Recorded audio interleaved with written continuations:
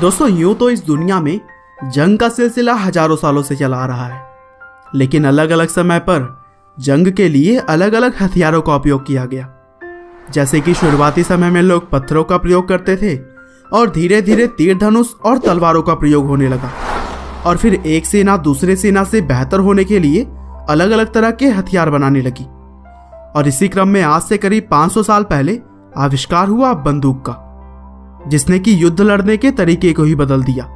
और उस time lock and fire type के बंदूक यूज किए जाते थे, लेकिन आगे चलकर बंदूकों की दुनिया में भी काफी सारे बदलाव आए और समय के साथ साथ इसके भी टेक्नोलॉजी में सुधार आता रहा। और जब हम आज बंदूकों की बात कर ही रहे हैं तो क्यों ना हम बात करते हैं सैनिकों की सबसे पसंदीदा हथियारों में से एक AK-47 नाम से पहचानी जाने वाली ऑटोमेटिक राइफल की, जो कि जंग के मैदान में दुश्मनों के छक्के छुड़ाने के लिए काफी है।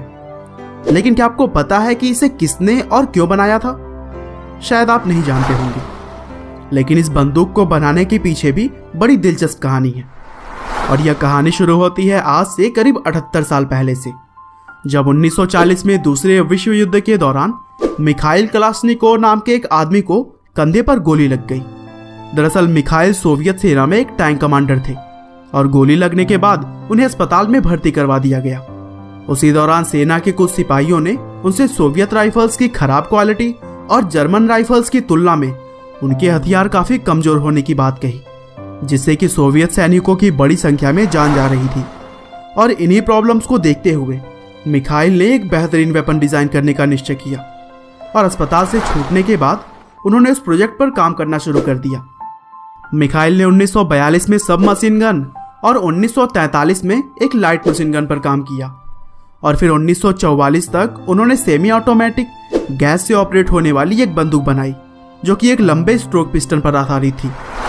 इस बंदूक के साथ उन्होंने एक गन कंपटीशन में पार्टिसिपेट किया, लेकिन वहां पर उनकी बंदूक SKS-45 सिमनो नाम की बंदूक से हार गई। हालांकि दोनों बंदूकों का डिजाइन आपस में काफी मिलता जुलता था और फीचर्स भी काफी हद तक सेम ही थे। इस हार के बाद मिखाइल ने हथियारों के डिजाइन पर और भी ज्यादा मेहनत करनी शुरू कर दी, और फिर 1946 में वे एक और नई बंदूक के साथ सामने आए, जिसका नाम उन्होंने AK-46 रखा। और फिर नवंबर 1947 में मिखाइल ने पुराने सभी बंदूकों से सीख लेकर काफी सारे बदलाव के बाद एक नई बंदूक के ऊपर काम खत्म किया, जिसके प्रोटोटाइप में बैरल के ऊपर एक लंबी गैस पिस्टन फिट थी, और इसी राइफल का नाम था AK-47। बंदूक का डिजाइन काफी सिंपल था और इसे इस्तेमाल करना भी बेहद ही आसान। इस बंदूक को 1948 में ट्रायल के लिए आर्मी को दे दिया गया, और आर्मी ने भी इसे हर कंडीशन में यूज करने के लिए सबसे बेहतरीन हथियार बताया। और फिर 1949 से ही यह राइफल सोवियत और रूसी सेना के साथ में है।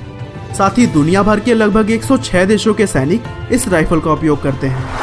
और दोस्तों AK-47 नाम में A का मतलब ऑटोमेटिक और K इसके डिजाइनर कलाश्निकोव के नाम पर है।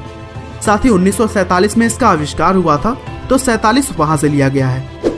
और दोस्तों इसके डिजाइनर मिखाइल ने इस बंदूक से अपने पूरे जीवन में एक भी पैसा नहीं कमाया था। इस आविष्कार को वो अपने देश की सेवा मानते थे। और मिखाइल की मृत्यु अभी कुछ ही सालों पहले 2013 में हुई। उस समय उनकी उम्र 94 साल थी।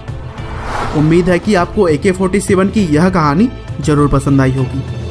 आपका बहुमूल्य समय देने के लिए बहुत बहुत धन्यवाद।